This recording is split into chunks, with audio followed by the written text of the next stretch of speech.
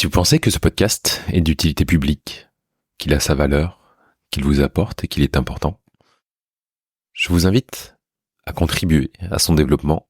C'est pour cela que j'ai lancé une cagnotte Tipeee, une cagnotte participative, afin de m'aider financièrement à développer, à faire grandir et pouvoir toujours et plus encore peut-être vous partager des parcours dans mon chemin. Pour cela, vous pouvez aller en description de ce podcast ou sur le site domamom.fr et venir participer à hauteur de vos moyens, de vos envies. En tout cas, je vous en exprimerai toute ma gratitude d'avance. Place à l'épisode. Bienvenue sur Domahome. Dans ce podcast, je donne la parole à des hommes qui, de leur sensibilité, s'expriment dans le monde d'aujourd'hui. Je m'appelle Loïc Gernot et 2 fois par mois, je vous invite à la rencontre de personnalités inspirantes qui nous amènent à porter un nouveau regard sur le masculin.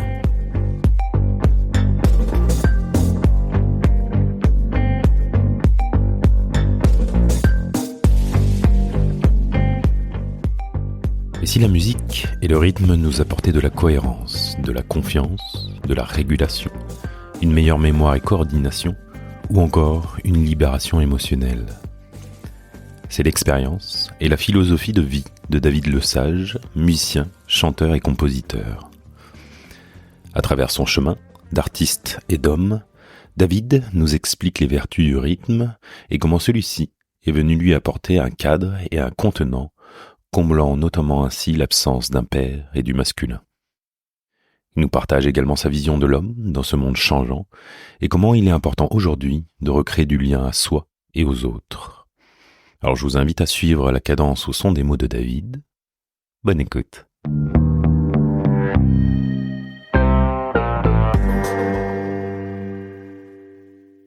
Salut David. Salut Loïc. Bienvenue. Merci. Comment vas-tu? Comment tu te sens? Quelle est ta météo en cette fin d'après-midi? Eh bien, je me sens physiquement fatigué parce que je reviens d'un concert et de plusieurs ateliers que j'ai donnés. Et en même temps, là, tout de suite, maintenant, je suis heureux d'être avec toi. Et donc, je me sens le cœur ouvert et voilà, le petit échange qu'on a eu juste avant d'enregistrer m'a un peu donné du peps. Voilà. Oui, j'avoue, moi aussi, mais merci pour tes mots d'ailleurs en off. Et moi, je suis heureux aussi de te retrouver, vu qu'on s'est vu il y a quelques semaines. Et je suis heureux aussi parce que il y a quelques années, j'avais ce qu'on appelle un webzine, un magazine musical qui était sur la scène locale et je faisais des interviews de groupe. Et donc j'ai l'impression de retrouver, on va parler musique ensemble notamment, et de taille. Et j'ai l'impression de retrouver ce côté webzine, de reparler un peu musique et allié avec le podcast. Donc c'est chouette. Comment tu te présentes, David? Comment tu te présentes au monde? Ah. Je suis un homme en chemin, un artiste, qui chante. Ouais, je suis un chanteur. Je suis un chanteur rythmicien, multi-instrumentiste et ce que j'aime offrir au monde est encore en train de se définir et de se redéfinir parce que le monde est en train de changer et qu'en fait à un endroit pour moi la musique elle est vectrice d'émotions mais aussi d'un rôle en fait d'une fonction. Et aujourd'hui en 2024, tu vois, la fonction de barde ou de ménestrel elle est comme à réactualiser. Et donc me définir comme barde en 2024 ou en griot, tu vois, quand j'ai fait The Voice il y a 3 ans, les mecs ils ont c'est un griot quoi. Et ben moi un griot en 2024, qu'est-ce que ça donne, tu vois? Donc pour l'instant, je ne me présente pas au monde en disant bonjour, je suis griot. N'empêche que c'est ce qui se rapprocherait le plus de ce que je ressens. Parce que souvent, quand j'arrive et que je fais un concert, il y a beaucoup de gens qui sont surpris par ma proposition artistique. Parce que je me contente pas simplement de faire de la musique. Je parle parce que je me sens messager. Je me sens messager de la conscience et aussi messager de mon humanité, tout simplement. C'est-à-dire que je ne me sens pas du tout dans une posture haute de quelqu'un qui est un sachant et qui viendrait balancer des vérités absolues, pas du tout. Néanmoins, j'ai mon expérience d'être humain et j'ai mon histoire avec ses blessures, avec son expérience. Et ça, j'aime la transformer, la transmuter à travers l'art. Et du coup, j'utilise le média de la parole, de la chanson, euh, pour transmettre ce qui me traverse. Et peut-être il y a des gens pour qui ça résonne, et peut-être il y a des gens pour qui ça résonne pas. Et euh, et du coup, pour l'instant, je suis avec ça. Voilà. J'apprends à me définir et à me redéfinir à chaque pas et à essayer de m'adapter à une civilisation qui est à la fois en train de chuter et à la fois en train de renaître. Et on dit que les étoiles naissent du chaos et pour moi, on est vraiment dans cette période-là.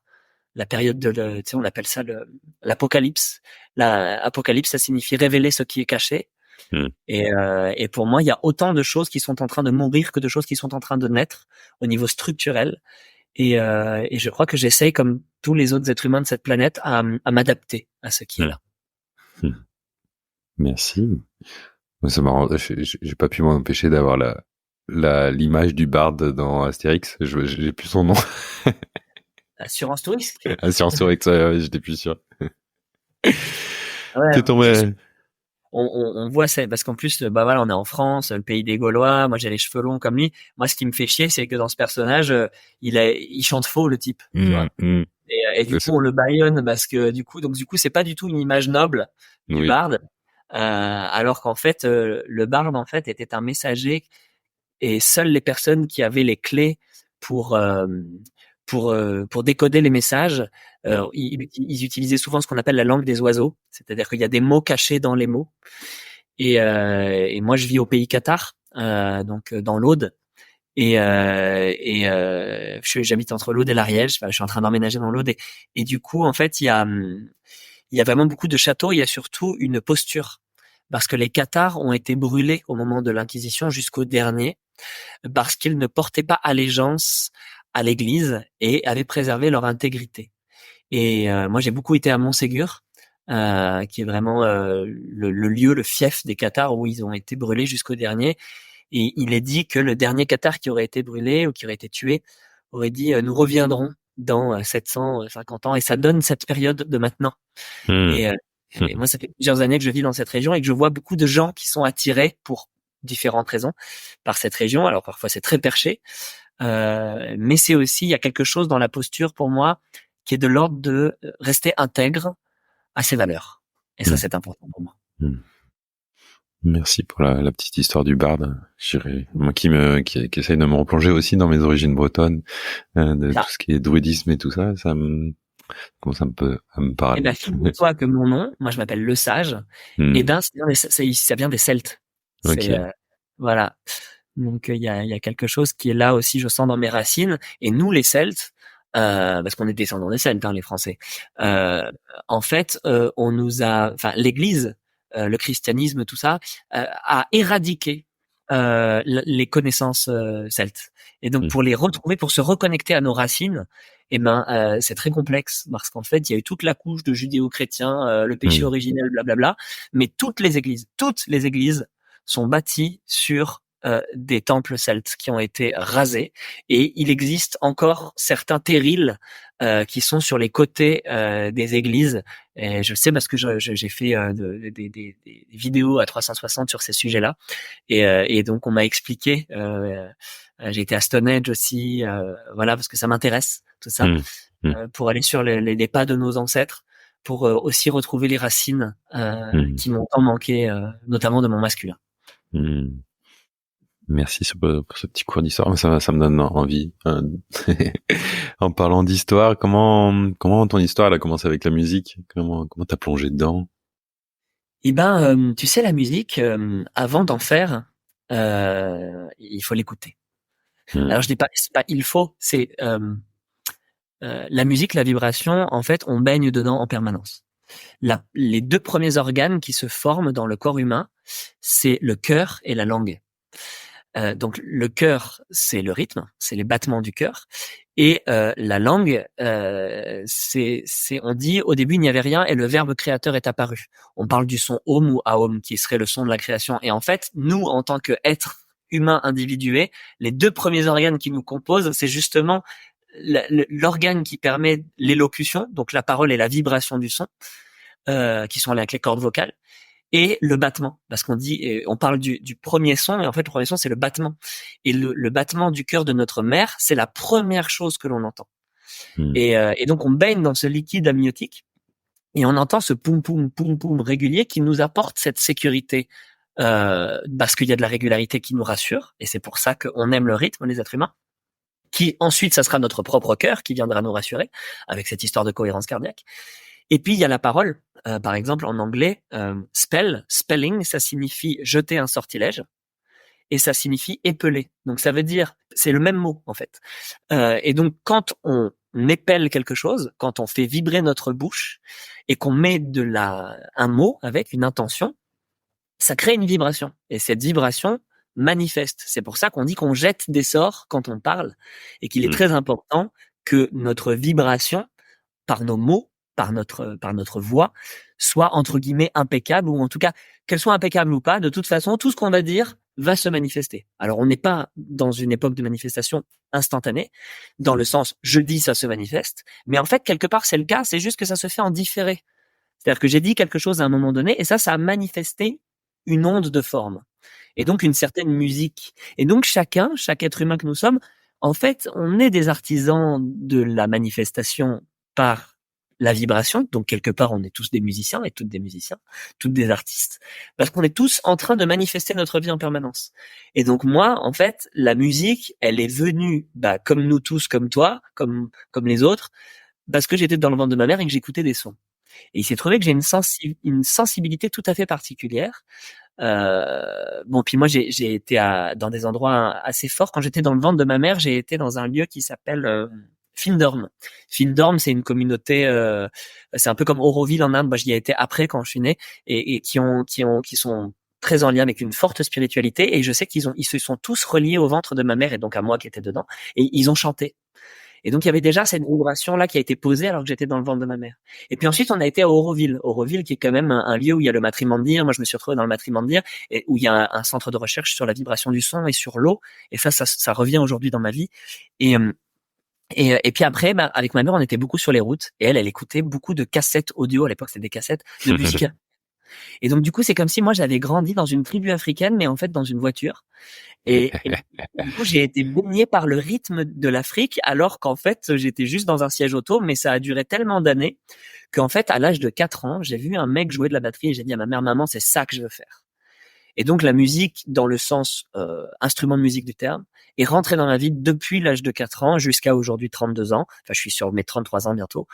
Je viens d'avoir 32 ans là le 16 mai, et donc je suis sur l'année de mes 33 ans. Et après j'ai touché à plein d'instruments, mais ma fondation, mes racines, c'est finalement la musique africaine, ce qui est assez étonnant pour quelqu'un qui est né en France et qui a vécu en France. J'ai été en Afrique pour la première fois il y a pas si longtemps, l'année dernière, juste après The Voice, mais pas avant. Et du coup, ce qui m'a toujours porté, c'est la voix et le rythme. La voix, parce qu'on en a tous une. Donc moi, je chante depuis, je pense, bien avant même la batterie. Mais à partir de 4 ans, la batterie est rentrée dans le chant. Toutes les percussions qui arrivent derrière avec le cajon, aujourd'hui la calebasse avec, j'en ai fait même une école, le handpan, tout ce qui va être instrument électronique, enfin voilà. Mais ça a bercé ta vie, j'entends très tôt, quoi. Très tôt, voilà. Et j'ai eu cette chance, parce que je pense que c'est une chance, que ma mère n'a pas pris ça pour un caprice. C'est-à-dire que souvent les parents se disent, ah oui, mais il est trop jeune, il va arrêter, c'est un investissement. Bah oui, c'est un investissement, bien sûr. Mais si si tu donnes pas l'opportunité à tes enfants de s'investir sur eux-mêmes, il se passera rien en fait. Et donc elle a écouté cet élan de mon cœur et de ma voix, puisque j'ai manifesté mon désir. Et du coup, ça s'est jamais arrêté. C'est-à-dire que non seulement j'ai accroché, mais en plus j'ai un prix de batterie de conservatoire, quoi. Enfin, c'est-à-dire que j'ai été au bout en tout cas d'un cursus. Mais avant d'en arriver là, j'ai pas eu du tout de professeur pendant pendant les 7 premières années de ma vie, même beaucoup plus que ça. Ça a été Ah ouais, très autodidacte, quoi. autodidacte complet jusqu'au moment donné où j'ai commencé à être initié à la musique de jazz, mais c'était au collège, quoi. Donc tu vois, en 6e. Mais avant la 6e, j'ai jamais eu de prof. Parce qu'il y avait trop de contraintes, parce que ça respectait pas mon élan vital du jeu. On dit jouer de la musique, on dit pas travailler la musique. Et donc, le jeu, c'est le moyen d'apprentissage le plus rapide de l'être humain, peu importe le sujet. Quand on joue, quand on s'amuse, qu'il y a de la joie et qu'il y a de l'amour et qu'il y a de l'engouement, le cerveau, en fait, les synapses, en fait, ils impriment beaucoup plus vite. Alors que s'il y a une notion de contrainte, par exemple avec le solfège, qui est souvent très très mal transmis dans les écoles, et ben du coup il y a un blocage psychologique, et donc du coup l'enfant est dégoûté non pas de la musique, mais de la forme d'apprentissage avec laquelle ça lui est proposé, et donc du coup il n'est plus dans le jeu. Et quand tu regardes les lions par exemple, ou les chats, ils sont tout le temps en train de jouer. Ils ne se battent pas pour de vrai, en fait. Ils testent leurs limites, ils s'amusent, ils jouent. Et nous, on est des mammifères, donc on fonctionne exactement pareil. Donc j'ai eu cette chance d'être libre et de pas avoir été à l'école du tout même pendant les 7 premières années de ma vie. Que ce soit l'école tradie ou l'école de musique, toutes les écoles, quoi. Et donc moi, mon école, c'était la nature. C'était le silence, c'était le son de la rivière, c'était ma maman qui m'amenait là où j'avais envie d'aller, en fait, finalement. Donc c'est de créer un contexte qui favorise l'expansion de l'être pour qu'il puisse fleurir. Je veux dire, si tu arroses une plante et qu'elle a du soleil et de l'eau, a priori, elle va te donner tous les fruits qu'elle peut. C'est terre fertile. Et donc cet environnement qui a été propice à ça m'a permis ensuite, après, d'aller découvrir aussi des enseignements, mais qui ont été de l'ordre de l'initiation, plus c'était très ouvert, quoi, à Jazz in Marcia que j'ai fait, le collège. C'est le seul collège de France qui propose 5h30 de jazz par semaine.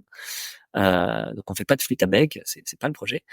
Et après derrière, et donc on fait du jazz. Et donc là j'ai eu l'improvisation vocale, donc le scat, qui m'a ouvert en fait à cette liberté de pouvoir faire des onomatopées sans avoir justement de mots précis, d'apprendre une chanson, et donc des espaces encore une fois d'improvisation. Ouais, de t'amuser, j'entends. Oui, et qui de m'amuser dans un cadre, parce qu'il y a quand même le cadre de l'harmonie, mais dans ce cadre, il y a de la liberté. Et c'est essentiel quand on est un enfant ou quand on a un apprentissage, c'est de poser un cadre contenant. C'est vraiment le rôle pour moi du masculin, parce qu'à partir, il y a une expérience qui a été faite où, tu sais, ils ont mis des enfants dans un bac à sable sans limite. Enfin, c'est même pas un bac à sable, c'est dans un espace sans limite claire. Et les enfants restaient concentrés les uns sur les autres, mais n'allaient pas explorer. Et dès l'instant où on leur a dit, voilà, le cadre, c'est ça, la limite, c'est là, ben là, ils allaient tout explorer parce que enfin, ils pouvaient s'appuyer sur une limite. Et dans le cadre de cette limite, ils avaient la possibilité de créer tout ce qui était bon pour eux. Et moi, j'ai eu cette chance d'avoir ce cadre à un endroit qui a été posé, qui m'a permis de m'explorer. Et ensuite d'aller découvrir d'autres cadres un peu plus institutionnels qui m'ont formé et déformé, où il a fallu apprendre puis désapprendre, parce que ça a été aussi d'une grande violence pour moi avec ma sensibilité de rencontrer cette structure telle que le conservatoire par exemple, et en même temps qui m'ont donné un bagage technique aujourd'hui qui est très au service de ma musique. Mais moi, ma façon de transmettre aujourd'hui, évidemment, je pense à la synthèse de ces deux écoles. L'école de la vie, l'école de l'initiation par l'exploration personnelle libre, et le cadre de dire, bah écoutez, en fait, il y a des choses, on peut leur donner un nom, et elles ont une utilité, et comme ça, on peut parler le même langage. C'est ça l'utilité, en fait. C'est à un moment donné, il y a des mots, parce que tu as appris à parler la langue française, bah tu me comprends. Voilà. Et ça, c'est cool. Mais dans la musique, c'est pareil. Il y a une langue. Si on peut l'apprendre, c'est sympa. Mais le chemin pour l'apprendre, pour moi, elle doit partir d'abord et avant tout du jeu, en fait, de l'expérience, et surtout le rythme, quoi. C'est-à-dire, je connais pas un enfant qui a pas tapé sur une casserole ou sur une table, quoi. Tout le monde a fait ça dans sa vie, j'espère. Et si tu l'as pas fait, putain, mais prends une casserole et tape dessus. Ouais, tu parles de philosophie du rythme. Comment tu abordes ça? Tu peux creuser un peu? Moi, Vas-y. Non, tu parles aussi d'analogie à la vie, que le rythme. Quelles analogies tu fais entre la vie et le rythme? Bah, moi, les analogies que je fais, encore une fois, c'est pas une vérité, mais c'est très en lien avec mon histoire personnelle. Donc, elle est totalement teintée de l'être humain que je suis. Et moi, en fait, je suis parti dans la vie avec l'absence du père. Et donc, je parlais du conteneur, en fait, tout à l'heure, et du cadre qui est censé être posé notamment par la figure paternelle, la figure masculine, qui est censée justement nous amener dans le monde en tant qu'enfant, c'est-à-dire parce que le père, il est sécure en lui-même, il peut proposer à l'enfant de l'amener dans le monde et de sortir du cocon familial, donc de couper littéralement ce qu'on appelle couper le cordon. Symboliquement, quand l'enfant il est relié à sa mère et en fait au placenta par ce cordon ombilical dont il est nourri, et il va passer d'une nourriture intracellulaire, enfin je sais pas comment on dit, mais à travers le sang, à tout d'un coup une alimentation qui va passer par la bouche, et donc il lui demande d'acquérir une certaine autonomie. Mais cette autonomie, au début, il l'a pas. Donc du coup, il est dépendant du sein de la mère. Et quand il est plus dépendant du sein de la mère et qu'il y a les aliments qui rentrent dans le champ, alors là, c'est le chemin vers l'autonomie. Et c'est là que pour moi le père intervient, puisqu'il est censé à ce moment-là proposer au fils ou à sa fille une exploration du monde à partir d'une sécurité intérieure que lui-même il a. Et moi, ça, je l'ai pas eu. Je l'ai pas eu parce que mon père, mon géniteur ne m'a pas reconnu vis-à-vis de l'État, vis-à-vis de la vie, vis-à-vis de lui-même, vis-à-vis de moi. Donc du coup, à cet endroit-là, dans ma structure psychologique, moi, j'ai dû aller chercher cette ressource à l'extérieur du coup de ma mère, chez différents hommes qui n'étaient pas forcément ses compagnons, et qui m'ont amené chacun des cases. Mais c'était pas mon père. Et surtout, c'est pas ce qu'on appelle une figure d'attachement sécure, c'est-à-dire un homme qui va rester suffisamment longtemps dans le champ pour que ce soit un repère qui soit solide et fiable dans la durée. Et donc moi, j'ai eu des repères qui ont été fiables à des moments donnés et qui ont pas été fiables à d'autres moments donnés, puisque même ceux qui ont été le plus présents pour moi sont décédés, soit parce qu'ils se sont pendus, soit parce qu'ils sont morts, soit parce que, et donc du coup ça crée dans la psychologie quelque chose de très insécure. Et donc moi, je me suis construit avec ça en tant que petit garçon, jeune homme et l'homme que je suis aujourd'hui. Et donc du coup, il a fallu que je m'appuie sur quelque chose de plus fiable qu'un être humain masculin. Et donc ça a été le rythme. Et c'est pour ça que dans moi, ma philosophie et mon approche, je ne suis pas surpris aujourd'hui que je suis devenu quelque part un maître du rythme, parce que finalement, ce qui m'a le plus manqué, c'est ce que j'ai dû le plus nourrir. Et donc, si à 4 ans, je démarre, je veux faire de la batterie, oui, ok, il y a la batterie, mais j'aurais pu dire le saxophone. Mais j'ai pas dit le saxophone. Et le rôle du saxophoniste dans un groupe de musique, c'est pas du tout le rôle du batteur. Et donc, quelque part, l'analogie que je fais, c'est que chaque instrument de musique a une fonction dans un groupe, et que la fonction du batteur, c'est d'être le mâle alpha. Et le mâle alpha, c'est pas celui qui domine, c'est d'être celui qui prend soin et qui apporte la sécurité dans le groupe. Parce que c'est celui qui a quelque part le plus de puissance au niveau des décibels. Je veux dire, un coup de caisse claire, c'est 150 décibels, 200 décibels. Enfin, tu peux péter un tympan en un seul coup de caisse claire. Donc, si tu veux, tu as une responsabilité. Quand tu as quand tu as de la puissance, tu as une responsabilité. Et une puissance qui n'est pas canalisée, elle est destructrice. Une puissance qui est canalisée, elle est au service. Parce que du coup, s'il y a du discernement et du soin à cet endroit-là, et ben du coup, ça apporte forcément de la sécurité, de la congruence, du cadre, etc. Et moi, vu que c'est un peu tout ce qui m'a manqué à un endroit, et ben je pense, en tout cas je projette, que dans ce rôle du batteur, quelque part, c'est ça que je nourrissais. L'enfant joyeux, parce que moi j'adore taper sur des trucs, donc voilà. Du coup, ça animait ma puissance et ça me permettait d'être dans cette construction du masculin et de pouvoir à mon tour être au service, parce que je pense que les êtres humains, on est tous des êtres de service fondamentalement, on est des êtres de lien. Et moi, dans ce rôle du batteur, j'avais un peu ce rôle important, puisque c'est un rôle important, et j'avais besoin de me sentir vu aussi à cet endroit-là. De soutien. Et donc je m'auto-soutenais, et puis je pouvais aussi soutenir les autres et de leur donner une direction, parce que le batteur, c'est aussi celui qui donne la direction. Attention, tac tac tac, ça va commencer. Attention, on passe sur le B. Attention, on fait des breaks. Et attention, ça se termine. Et donc on commence ensemble. Et donc il y a un rôle qui est très unificateur en fait. Le batteur, j'ai remarqué, souvent les batteurs c'est des gens sympas. Et c'est pas du tout pour me le faire. C'est juste, j'ai remarqué que vraiment en général les batteurs, c'est souvent des mecs ou des nanas qui ont cette joie d'unifier les gens.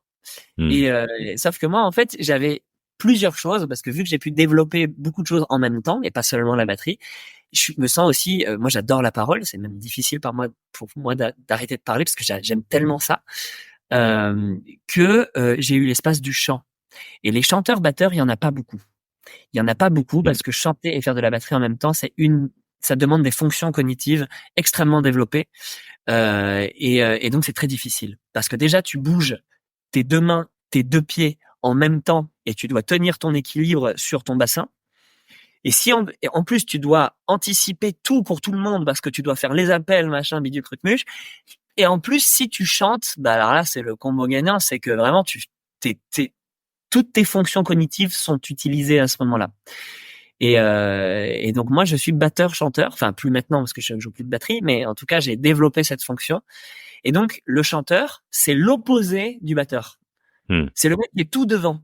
Et donc moi, j'avais un paradoxe, c'est que j'étais tout derrière et tout devant en même temps. Et donc du coup, il y a un peu cette double qualité que j'ai développée moi j'ai eu pendant au moins 10 groupes de musique, quoi. J'ai eu beaucoup de groupes de musique de styles différents. Jusqu'au moment donné où je suis devenu quelque part cet homme orchestre, et j'ai quitté la batterie pour aller vers un instrument qui est plus mélodique et plus harmonique, mais qui reste percussif, qu'est le handpan. Et qui du coup venait comme unifier toutes les parties de moi. Tout d'un coup, ça y est, j'avais la mélodie, l'harmonie, le rythme, je pouvais chanter dessus. Et puis et j'ai commencé à composer un espèce de setup autour de ça avec des déclencheurs électroniques aux pieds, aux mains. Et puis après, ça m'a amené encore autre part. Mais bon, voilà, on va se concentrer sur le rythme. Mais en tout cas, pour répondre à la fonction, ouais, pour moi, il y a quelque chose de, j'ai pas eu de père, j'ai manqué de repères. Ces repères, je les ai trouvés dans le rythme. Je crois que dans cette phrase, il y a tout. Et en même temps, ça m'a aidé à les trouver en moi aussi, ces repères. Et avec quelque chose de solide. Parce que le rythme, en fait, ça ne ment jamais. C'est-à-dire que le rythme, soit t'es dedans, soit t'es en dehors, mais il n'y a pas d'entre-deux. Il n'y a pas de négociation avec le rythme. Et heureusement, parce que ça permet justement cette stabilité dans le lien qui fait que un cœur qui bat à un rythme régulier, c'est un cœur qui est régulé, qui a de la cohérence cardiaque, qui est en lien avec la respiration. Et quand un être il est régulé, en fait, il magnétise, il exprime en fait un champ électromagnétique qui est cohérent et congruent. Et donc du coup, on a envie d'être à ses côtés parce que il y a cette sécurité intérieure qui est là. Et moi, je parle de ça, mais je suis un être qui se régule et qui se dérégule en permanence. C'est-à-dire que je ne suis pas arrivé à un endroit. Hein, je tiens à le préciser. C'est vraiment ce qui m'anime, quoi. Et pour ça que j'ai cette passion pour le rythme, parce que le rythme, ça rassemble. C'est ça qui est bon. Et moi, je me posais une question, je m'en souviens plus si dans l'atelier auquel j'ai participé avec toi, tu l'évoques, mais du coup, quelle influence sur les fonctions cognitives, le fait de travailler le rythme, ça apporte en fait au quotidien, j'aurais envie de dire. Ouais. Alors en fait, là, il va y avoir un sommet de l'intelligence relationnelle qui va avoir lieu en septembre. Et il y a un mec, je crois que c'est un neurochirurgien, qui va parler justement de l'impact du rythme sur la cognition humaine. Le rythme, ça développe notamment ce qu'on appelle la motricité fine, et qui sont des fonctions qu'on est censé acquérir quand on est des petits enfants et qui sont pas toujours acquises en fait. Mais ça développe aussi ce qu'on appelle l'indépendance des membres. Où je suis capable de faire un certain mouvement à droite, un certain mouvement à gauche, un certain mouvement avec mon pied. Et en fait, tout ça, en fait, ça développe, ça crée des ponts neuronaux. En fait, ça crée des ponts neuronaux. Donc, les ponts neuronaux, ce sont des connexions entre le cerveau du droit et le cerveau gauche. Et donc, ça va faciliter des autoroutes cognitives, des liens. Tu sais, c'est un peu comme les champignons. La psilocybine, en fait, permet. Alors, je parle des champignons hallucinogènes, hein, enfin dits hallucinogènes, mais ils sont pas forcément hallucinogènes. En tout cas, la psilocybine, le rôle du champignon, le mycélium dans la forêt, son rôle, c'est de créer la connexion, c'est les messagers entre les arbres. Donc la fonction du champignon, finalement, c'est d'être des communicants. C'est à ça que ça sert. Et quand on prend de la psilocybine, il y a des zones du cerveau qui ne communiquent pas entre elles, qui peuvent communiquer. Donc ça crée des situations de pensée qui ne pourraient jamais se rencontrer par ailleurs, parce que nous, notre cerveau, il va avoir une tendance à aller vers ce qu'il connaît. Donc ce qu'on a appris, etc., nos biais de pensée, vu que c'est des chemins que notre cerveau emprunte par habitude, il va aller toujours dans cette direction-là. Et pour moi, le rythme, ça permet justement d'aller débloquer ces zones-là et donc c'est tout ça pour dire qu'on n'est pas obligé de prendre des champignons, qu'il y a plein de façons en fait d'avoir des états élargis de conscience. Ouais. Avoir des états élargis de conscience. Il y a la respiration, la méditation, le rythme, jouer d'un instrument de musique. Enfin, je veux dire, on le sait, les êtres qui jouent d'un instrument de musique sont plus intelligents. C'est comme ça. Et ils sont pas plus intelligents que les autres. C'est juste que le fait de pratiquer, en fait, de s'exercer à bouger leurs doigts quand on est pianiste ou qu'on joue de la harpe ou de la guitare, qui demande un état en fait de concentration et de pleine présence. En fait, les êtres qui font de la musique sont des grands méditants, parce qu'à un moment donné, on rentre dans des états, ce qu'on pourrait appeler des états de transe ou des états de flow, qui sont des états de pleine présence et de concentration, qui à un moment donné nous font passer. Et il y a un film que je crois que c'est Walt Disney qui avait fait ça, qui s'appelle Soul, Soul, S-O-U-L. De Pixar. De Pixar, ouais, c'était Pixar. Excellent, où il parle de ces états de flow, en fait, où il y a des espaces comme ça où le temps s'arrête. Et en fait, c'est pas que le temps, et quelque part, oui, le temps s'arrête parce que c'est la pleine présence qui est là. Et donc, le rythme va nous permettre de développer tout un tas de facultés cognitives qui vont nous servir dans la vie après. Et notamment une qualité qui est très importante, qui est la clarté. Parce que, et l'élocution. Parce que paradoxalement, quand tu fais du rythme, tu dois être clair pour les autres, puisque c'est toi qui fais les appels, c'est ton rôle, c'est ta fonction. Donc si ton appel n'est pas clair, alors c'est le bordel pour tout le monde. Donc tu dois travailler cette clarté en toi, en travaillant le rythme, de savoir donner un décompte. 1, 2, 1, 2, 3, 4, boum, et on a tous rendez-vous sur le 1. Et ça, en fait, ça nous aide pour tout dans la vie, parce qu'on est en fait, voilà, ce qu'il faut comprendre, c'est que le rythme, c'est l'ancêtre de la communication. C'est-à-dire que à l'époque, pour pouvoir communiquer de village en village en Afrique, ça me connecte au morse. Exactement. Mais attends, c'est avant le morse. Le morse vient de l'Afrique.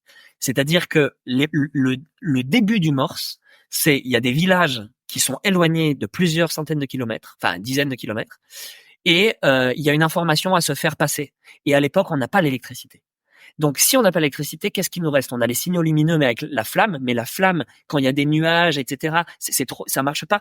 Et il faut savoir une chose, c'est que le son, en fait, lui, il peut traverser en fait les couches. Et donc, du coup, selon la fréquence, donc les djembés, ils vont s'envoyer des signaux rythmiques qui vont donner une information. Et c'est comme ça que l'information, elle va passer. Et ensuite, quand on va arriver à l'électricité, ça va donner le morse. Mais le morse, il est issu de mais c'est du morse, en fait. Et donc, derrière ces signaux électriques, ça va donner le code binaire, qui est le code informatique qu'on utilise. 0, 1, 0, 0, 1, 1, 0. C'est très basique. Mais ça, c'est du rythme. C'est une combinaison rythmique. Donc le rythme, en fait, il est au cœur de tout. Il est au cœur de l'informatique, il est au cœur de la communication, il est au cœur de... Donc le rythme est partout.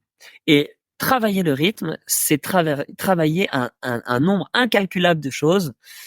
Donc oui, le rythme, j'ai fait une liste, en fait, de choses. Moi, j'ai créé une école qui s'appelle Now Groove. Et sur une affiche, j'avais commencé à faire la liste, en fait, de toutes les fonctions voilà. Alors ça développe, donc ça renforce la confiance en soi, parce que franchement, quand tu tapes sur une calebasse ou un truc, je peux te dire que ça t'as un sentiment de puissance qui est là. Je confirme. Voilà. Parce que quand tu as une calebasse, parce que moi je transmets la calebasse, mais le plus gros légume de la planète, ça fait 60 cm jusqu'à 60 cm de diamètre, et c'est des très très basses fréquences. Quand tu as ça entre tes cuisses, donc au niveau de ton périnée, au niveau de ton sexe, au niveau de tes racines, de ce qu'on appelle l'ancrage, mais moi l'ancrage, c'est un joli mot comme ça me fait chier. Moi concrètement, c'est quoi l'ancrage? Tu vois, à un moment donné, tu me parles d'ancrage, mais moi je veux le vivre l'ancrage. Tu me parles de racines, mais moi j'ai pas des racines, j'ai des pieds. Donc de quoi on parle? Je suis pas une plante. Donc en fait, à un moment donné, c'est comment est-ce que je le vis dans mon corps et que ça devienne un peu concret. Et ça, moi, je l'ai trouvé par exemple dans le yoga avec ma compagne Iris qui m'a fait vraiment sentir c'était quoi les racines, quoi, par des postures de yoga où oh putain là je les sens mes cuisses là, ouais je les sens mes pieds, ça c'est concret.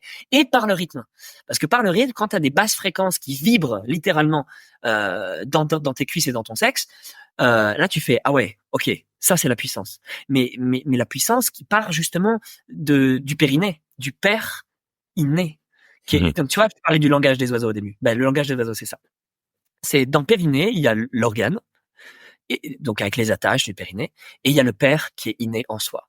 Et moi, j'aime beaucoup ce langage justement des bardes, des ménestrels, parce que il y a des mots cachés dedans, et la langue française est un joyau pour ça. Ensuite, je te mets au défi d'être triste quand tu joues de la calebasse, ou en tout cas du rythme. Alors tu peux commencer en étant triste, mais en général très très vite ça va te rendre joyeux parce que ça va mettre en mouvement quelque chose en toi qui est de l'ordre justement du jeu, de l'amusement. Ensuite, ça rend cohérent parce que le rythme c'est quelque chose de cohérent et de congruent. Et donc du coup, quand tu travailles le rythme, tu travailles ta propre cohérence, que ce soit la cohérence de ton cœur, la cohérence cardiaque, mais la cohérence aussi de mes actes et mes paroles. Ça te rend coordonné, c'est-à-dire que si tu n'as pas de coordination dans ton corps, ouais. la coordination qui est essentielle à de nombreuses choses, comme par exemple la conduite. Moi, quand j'ai passé la première fois mon test, c'était avant le permis, tu sais, ils font un test pour voir. Voilà, je savais déjà conduire en fait. La meuf elle m'a dit mais vous avez déjà conduit? J'ai dit oui, en fait quelque part oui. Moi je bouge 4 membres en même temps, donc si tu veux passer une vitesse, mais c'est une blague, c'est tellement facile pour moi. Parce que moi je joue de la double pédale avec un charlet et puis deux types de baguettes différentes. Enfin, de quoi on parle? Et puis maintenant avec le handpan avec des notes différentes dessous dessus.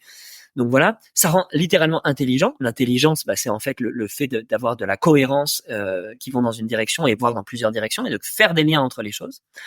Ça libère les émotions cristallisées parce que c'est aussi un outil de régulation émotionnelle. Donc les êtres humains, on se dérégule ou on se re-régule. Et se déréguler, ça arrive tout le temps. Hein. Il y a une situation qui est inconfortable ou insécurisante pour nous, on va se déréguler. Et se déréguler, c'est ok. Par contre, ce qui est pas ok, c'est de ne pas se re-réguler après. Là, il y a un problème. Donc naturellement, les êtres humains, on le fait. Et les animaux aussi. Hein. Tu regardes les chimpanzés aussi, ils sont comme nous. Et donc ça passe par le toucher, par le corps, par la bienveillance, par la parole chez nous, parce qu'on est des êtres vraiment par la parole.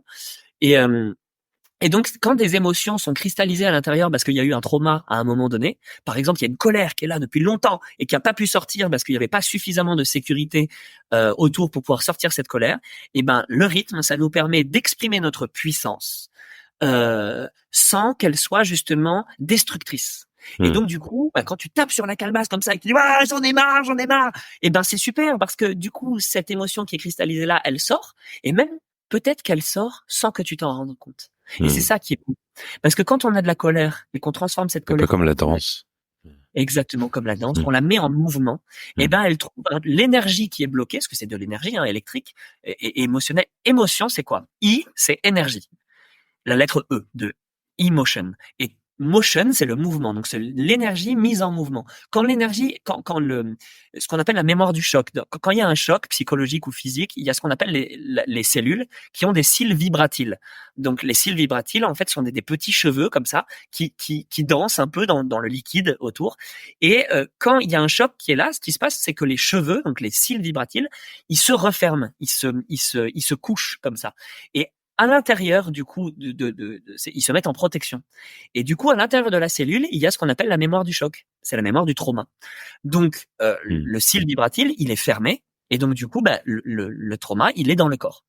Et quand on remet en circulation, comme tu dis, par la danse, par le rythme, par la voix, eh ben, l'énergie va trouver un chemin.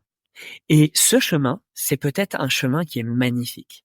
Dans le sens que ça peut être, par exemple, juste de la joie. C'est-à-dire t'es joyeux, mais tu sais pas pourquoi. Et en fait, t'as une joie qui est débordante. Et en fait, cette joie, c'est de la purge émotionnelle qui est en train d'avoir lieu. Peut-être tu vas te mettre à pleurer et tu sais même pas pourquoi tu pleures et on s'en fout de pourquoi tu pleures. Ce qui compte, c'est que ça sorte parce que ce qui est cristallisé peut enfin sortir par les larmes. On dit que les larmes, c'est vraiment, elles contiennent en fait de la mémoire émotionnelle qui se libère. Et le rythme va pouvoir nous donner une occasion saine de libérer des émotions qui sont cristallisées. Du coup, ça réduit le stress Ça aide aussi énormément à la mémoire parce que quand on fait beaucoup de choses en même temps, eh ben ça nous structure et donc ça aide à la mémoire, ça développe la créativité. Enfin bref, il y a deux trois qualités quoi de faire de la musique en général, mais en tout cas moi et donc d'ailleurs là ce que je voulais dire c'est que c'est en train d'être étayé scientifiquement. C'est-à-dire tout ça moi je le sais parce que c'est empirique. Je le vois chez moi, je le vois chez d'autres. Mais je suis pas médecin, je suis pas scientifique, je suis pas voilà. Mais les avancées en neurosciences, et puis moi je m'intéresse beaucoup à l'intelligence relationnelle et l'intelligence du coup émotionnelle et tout ce qui se joue parce que j'en suis le produit en fait. Et je vois le bienfait que ça a chez les gens et que ça a chez moi. Et donc là, il y a des scientifiques qui font un colloque, là, ça va être en juin, et qui vont parler justement le lien entre le rythme, la régulation et la régulation justement émotionnelle et les neurosciences. Et donc j'ai trop hâte d'écouter ce qu'ils vont dire parce que je vais dire, eh ben voilà, moi c'est ce que je dis depuis des années. Et c'est pas juste et c'est pas pour dire que j'avais raison, parce qu'il y a même pas à avoir raison. C'est juste le prouver. Je vous confirme que ça fonctionne parce qu'il y a des grands scientifiques qui maintenant le disent, comme il y a des, si tu veux, la science est en train de redécouvrir ce que, par exemple, le yoga nous dit depuis 2500 ans, voire beaucoup plus. Et donc, du coup, il y avait des civilisations avant nous et des civilisations très avancées et elles nous ont légué un héritage. Il y en a une partie qui a été perdue. Et il y en a une partie qui a été conservée. Et quand tu regardes les sagesses du yoga, tu retrouves la vibration du son, tu retrouves le rythme, les maîtres indiens du rythme, mais c'est une dinguerie, les maîtres tabla. Donc, oui, le rythme a de nombreux avantages. Enfin, c'est pas avantages, c'est des conséquences qui vont au-delà des bienfaits. Voilà, des bienfaits. Et comme voilà, ressentir une joie sans raison, développer une qualité de présence, d'écoute, parce que forcément, quand tu fais de la musique, tu dois écouter les autres. Ça favorise la synchronisation des hémisphères, l'indépendance des membres, le dépassement de soi. Mieux comprendre la musique, parce que quand tu comprends le rythme, tu vas plus jamais écouter la musique de la même manière. Tu vas vraiment ressentir des choses différemment. Mieux sentir l'espace et le temps qui passe, la vitesse avec laquelle ça passe, les états de transe qui sont des états pour moi de l'ordre du divin incarné quoi. Et aussi quelque chose qui est extrêmement important pour nous occidentaux et nous français, c'est qu'il n'est pas possible de penser quand tu fais du rythme. Ce n'est pas possible.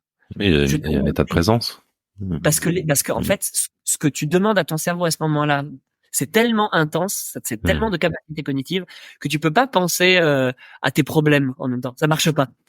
Et donc du coup, quand tu penses pas à tes problèmes, t'es dans la présence. Et quand t'es dans la présence, tes problèmes ne sont plus ta réalité du moment. Et donc du coup, il y a deux façons pour moi d'aller mieux. Il y a aller faire le shadow work, donc le travail de l'ombre, aller regarder ce qui va pas en nous, mais ça peut ramener des couches de trauma sur des couches de trauma sur des couches de trauma, parce qu'en fait, on est tout le temps en train de remuer sa propre merde, et en fait, on finit par vivre dedans, et il y a une limite à ça, parce que du coup, on a cette injonction du développement personnel qui est insupportable, qui nous dit qu'on doit toujours se développer, s'améliorer, etc., et donc on n'est jamais assez bien comme on est, finalement. Et ça, pour moi, vraiment, c'est du bullshit de merde.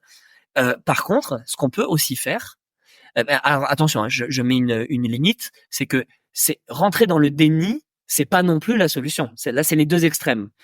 Et pour moi, il y a une autre voie, c'est la troisième voie en fait, parce que on pourrait dire oui, c'est à droite ou à gauche. Ben non, il y a une troisième voie, et parce que c'est pas binaire, c'est plus riche. Il y a des nuances. Il y a des nuances, et puis il y a la voie du juste milieu, et aussi il y a la voie d'aller nourrir. C'est-à-dire que quand tu vas nourrir quelque chose qui est bon pour toi, bizarrement, tout ce qui n'allait pas disparaît. Pourquoi? Parce que tu viens nourrir un nouvel espace qui est bon pour toi. Et ça, ça développe toutes tes facultés, tout ce qui est bon pour toi, et ça écarte littéralement ce qui n'est pas bon pour toi. Et si ça revient, bizarrement, tu vas avoir un comportement qui n'aura plus rien à voir avec ce qui était là avant pour toi, parce que tu as nourri des compétences, par exemple des compétences de clarté, de capacité à poser des limites, etc., etc. Parce qu'en fait, tu as juste kiffé à taper sur une calebasse, et tu n'aurais jamais cru qu'en tapant sur une calebasse, tu pourrais mettre un gros stop à quelqu'un qui vient vers toi et qui est peut-être pas gentil, pas bienveillant à ce moment-là. Et donc du coup, toi, tu peux te protéger à ce moment-là, alors qu'avant, t'aurais pas pu. Et donc finalement, aller nourrir. Je parle de la musique et je parle du rythme parce que c'est ma passion, mais ça peut être n'importe quoi d'autre. Hein. Ça peut être la danse, ça peut être peu importe, le dessin, ce que tu veux. C'est ça qui est Eh chouette. ben, Il y a plusieurs moyens d'y arriver. c'est ça. Il n'y a pas un chemin. Voilà. Je t'ai entendu parler de shadow work. Ça m'a connecté direct à MKP. Ah, Tu nous as parlé de l'absence de ton père. Et je te bascule sur autre chose. Ouais. Comment ce chemin de ce côté-là, tu l'as emprunté? Comment t'as trouvé des alliés, des aides, du soutien? bah, je t'avoue là, tu vois, je disais que j'allais sur mes 33 ans et c'est vrai que finalement, je crois que la question du masculin, elle a toujours été là, mais je crois que c'était tellement souffrant qu'il y a plein de parts en fait qui ont pas voulu y aller parce que ça faisait trop mal. Et puis un jour, il y a un homme qui m'a parlé du MKP, Benjamin Ries, qui propose notamment Bonjour Benjamin. Salut Benjamin. On a marché un peu le chemin ensemble à un moment donné, et donc lui il m'a parlé du MKP, de cette initiation au masculin dit sacré, et qui part d'un postulat. Un postulat qui est extrêmement juste et pertinent, c'est qu'il fut un temps où les jeunes hommes étaient initiés à ce qu'est le masculin. En tout cas, il est dit que, moi j'y étais pas, enfin, je me rappelle pas, en tout cas, si j'y étais, peut-être dans une autre vie, mais en tout cas, normalement, on ne devient pas homme parce qu'on a du sperme. On devient un homme parce qu'on est initié à ce qu'est le masculin. Et pour savoir ce qu'est le masculin, ça demande justement une initiation, et puis ça demande des valeurs. Parce que du coup, c'est quoi les valeurs du masculin? Et ça, aujourd'hui, dans nos sociétés soi-disant évoluées, civilisées, eh ben, ça n'existe plus. Aujourd'hui, t'as ton bac et ton permis au mieux. Et puis on a cette fameuse journée d'avant c'était le recensement, et puis maintenant c'est je sais plus comment ça s'appelle. Ça existe toujours, ça? Ouais, c'est toujours. Et non, il y avait le service militaire, et puis maintenant c'est le recensement, la journée d'appel, quoi. Et ça c'est mignon, mais c'est très pauvre en fait. C'est très pauvre parce que c'est pas ça qui fait de moi un homme responsable qui a acquis des valeurs, qui s'est dépassé. Et donc à l'époque, il est dit que vers l'âge de 12 ans, c'est-à-dire quand on commence à devenir pubère, 12-15 ans, et ben les jeunes hommes étaient arrachés à leur mère. Bon, c'est symbolique, c'était pas forcément violent. Ça pouvait l'être, mais pas forcément. En tout cas, ils étaient soumis. Je sais pas si c'est soumis. En tout cas, ils étaient invités. Je peux pas parler au passé parce que j'y étais pas là, mais l'idée c'est qu'ils allaient vivre une initiation. Une initiation à ce qu'est le masculin. Et il y a plusieurs types et de rites d'initiation. Il y avait même des rites à la sexualité. Dans certains peuples, il y avait une femme dont le rôle était d'initier les jeunes hommes à découvrir ce qu'est un corps de femme, pour que les jeunes hommes puissent passer du corps de femme de leur mère, qui est du coup le sein nourricier, à un corps de femme qui est un corps sexualisé. Et donc du coup, pour passer de l'aspect nourricier à l'aspect sexuel, et du coup de découvrir la notion de désir, la notion de puberté, et donc de la responsabilité que j'ai en tant qu'homme de moi aussi pouvoir donner la vie et de semer une graine, et qu'est-ce que ça implique comme conséquence derrière de ma présence en tant que père, et d'élever des enfants, etc. Et de rencontrer en fait cet espace qui est tout à fait nouveau, puisqu'on a cette montée de sève, littéralement les jeunes hommes, les hommes à un moment donné. Et qu'est-ce qu'on fait avec ça, quoi? Qui nous accompagne là-dedans? Enfin, merde. Et moi, j'ai pas été accompagné, quoi, quand j'étais pubère. Et putain, ça m'a tellement manqué, quoi. Et aujourd'hui, c'est quoi? C'est le porno, quoi. Et le porno, c'est quoi? C'est une industrie délétère, satanique, qu'il y a derrière, et qui vient pourrir en fait la beauté de la rencontre humaine, quoi, de la rencontre, de la symbiose avec le féminin, quoi. Et à partir d'un endroit sain, d'un endroit beau, qui est le désir. Et parce qu'il y a plus ça aujourd'hui, parce qu'il y a le porno, machin, et peut-être qu'il y a du porno qui est super, mais le pourcentage de porno complètement dérégulé, parce que là, ce qu'on voit, c'est vraiment, je sais pas si t'as déjà été sur un site porno, Loïc, mais merde, Oui. ça craint. C'est quand même dégueulasse. Et du coup, ça vient semer des graines, parce qu'aujourd'hui, l'initiation au masculin, à la sexualité, elle est à cet endroit-là. Et elle est avec des valeurs qui sont des valeurs de merde, qui sont des valeurs d'irrespect du féminin, souvent, beaucoup de violence, beaucoup de choses qui sont totalement fausses, parce qu'en fait, les mecs sont complètement sous pilule, que en fait, la scène, elle a été coupée 15 fois, donc en fait, t'as l'impression que les mecs, c'est des surhommes, alors que pas du tout, et qui sont dans un truc de domination ultra patriarcale, c'est même au-delà du patriarcat, là, c'est vraiment de la maltraitance. Sauf que quand t'as 12 ans, et que tu vois ça, bah toi t'es pur. Et donc tu penses que la sexualité c'est ça, puisque c'est ce que tu vois. Et vu qu'il y a un désengagement souvent, alors je le dis pas que c'est le cas de tous les parents, mais il y a souvent une difficulté chez les parents à accompagner leurs enfants parce que eux-mêmes n'ont pas été accompagnés, voire Bien c'était sûr. un tabou. Et puis avant il y a le truc du judéo-christianisme et tout le bordel. Bah du coup, qui va faire cette éducation? Eh ben les sites porno. Et donc du coup, ou dans le meilleur des cas, une vraie rencontre. Mais aujourd'hui, dans un monde où les écrans ont pris une telle place, où les femmes sont tellement sexualisées, bon, c'est en train de changer, il y a eu le féminisme, ça se bat, c'est en train de se réguler au mieux. Et c'est à nous, aujourd'hui, les hommes de notre génération, là, de venir faire le taf. Et donc, c'est pour ça que le MKP, il y a 3 mecs qui se sont réunis et qui ont dit, bon, il y a un problème, on va faire quelque chose. Et donc, un mec de la Marines américaine, un psychologue, et le troisième, je sais plus ce qu'il fait. En tout cas, ils ont créé un rituel initiatique pour les hommes qu'on peut vivre à partir, je crois, de l'âge de 15 ans, si je dis pas de bêtises. Donc 15 ans, tu peux pas y aller tout seul. Il faut que tu sois accompagné par ton père ou par un homme référent. Par contre, en tant qu'homme, à partir de l'âge de 18 ans, tu peux aller partout sur la Terre. Il y a du MKP partout, dans toutes les langues. C'est une organisation monumentale. Et tu vas vivre un rite initiatique où le principe, c'est que tu ne sais pas ce que tu vas vivre. Et donc, tu vas te jeter dans l'inconnu. La seule chose que tu sais, c'est que c'est un rituel en lien avec le masculin. Donc, il y a plein de témoignages. Donc, moi, par exemple, je te fais un témoignage là, mais je ne peux pas te parler exactement de ce que tu vas y vivre. Parce que si je te dis ce que tu vas y vivre, d'abord, ce sera faux. Parce que ce que moi, j'ai vécu, c'est pas ce que tu vas vivre. Parce qu'il y a du sur-mesure. Donc, ce que je peux te dire, c'est que tu vas être sur mesure. On va prendre soin de toi. Il y a 2 hommes accompagnants pour un homme accompagné. C'est dire le niveau de bienveillance et de sécurité qu'il y a dans le lien. Et parce qu'il y a ce niveau de sécurité dans le lien, on va pouvoir aller faire ce que en anglais on appelle le shadow work, donc le travail de l'ombre.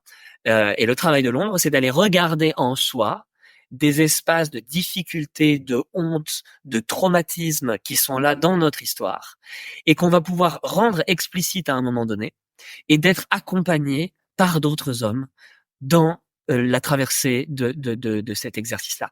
Et il y a autant d'exercices que de cas, que d'individus, et donc c'est pour ça que c'est impossible d'aller expliquer ce qu'on va vivre pendant un week-end, parce que il y a un tronc commun, c'est-à-dire des valeurs, dont notamment une valeur qui est hyper importante pour moi, qui est l'intégrité.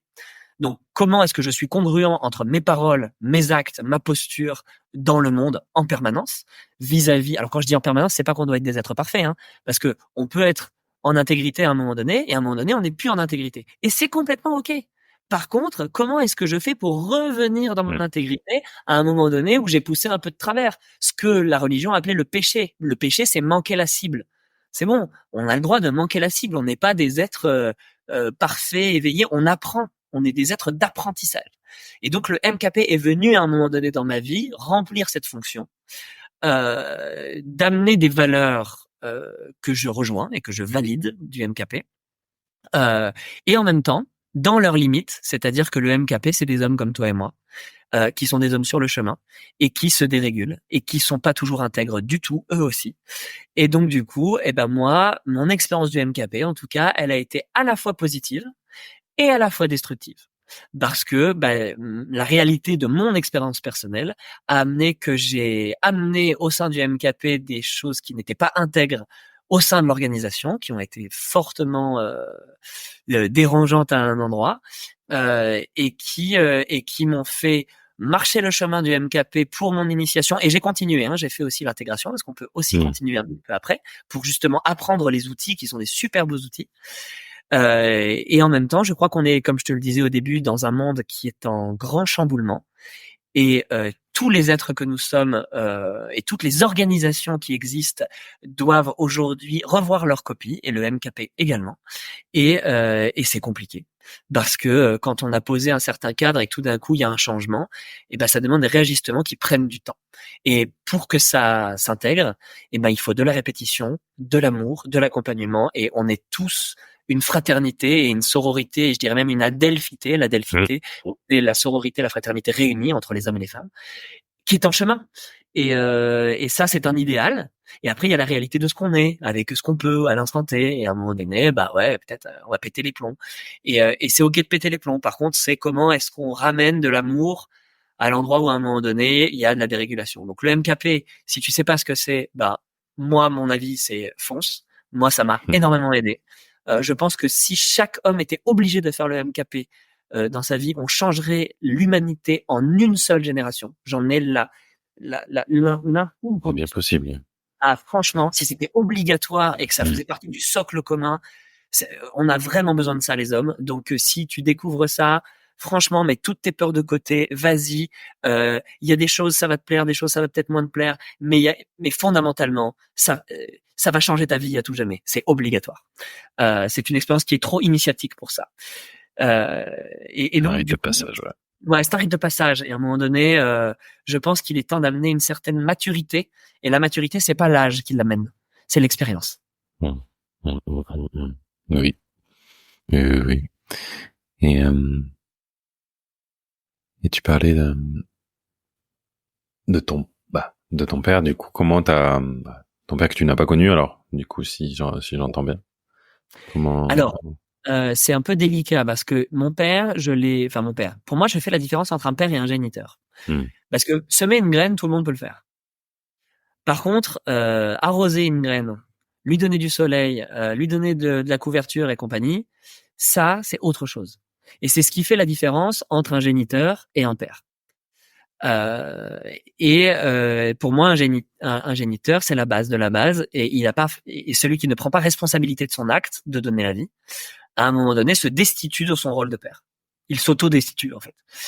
Et donc, mon père, mon géniteur, du coup, Bernard, voilà, rappelé par son prénom, il a été fondamentalement absent de sa présence. Après, je sais que dans son cœur, il m'aime. Donc ça, c'est quand même cool, parce qu'il y a des gens, ils sont vraiment reniés par leur père, en mode, tu vois, rejet, quoi.